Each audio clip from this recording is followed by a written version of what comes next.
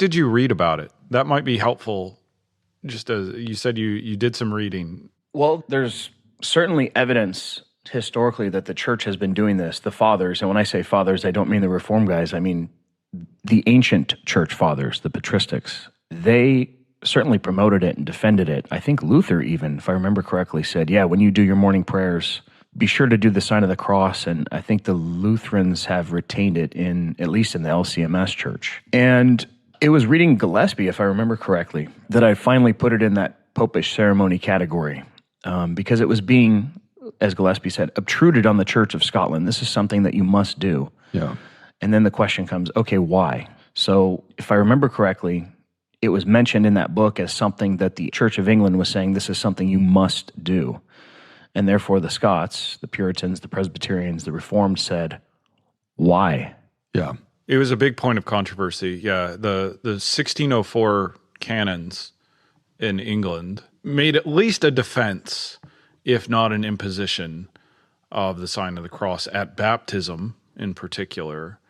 And it was the 1604 canons that prompted a lot of backlash that I think is really the motivating force of what we know as Puritanism. Given the theological diversity of all the people we call Puritans, I think it's the backlash against prescriptions in canon law that unites them. And that was certainly a particular concern. Was this a part, Harrison, of the Laudian reforms? And I put reforms in quotation marks.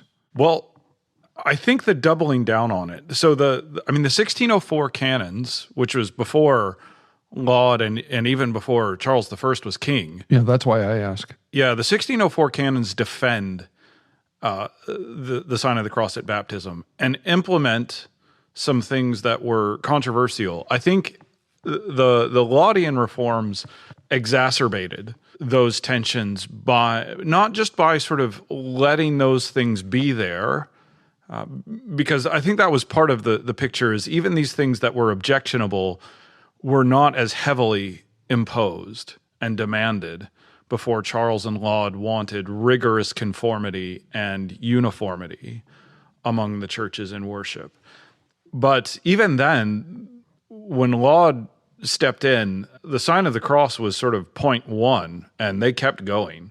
And even Peter Lake's book on Laudianism, which is in some ways a masterpiece. I mean, it's going to be his career-defining work, 600 pages exploring this movement that we call Laudianism, has shown how really the Laudians were not traditional; they were radical. Yeah. In the worship reforms that they were trying to implement. It was beyond anything that conformists had ever envisioned prior to that. Yeah.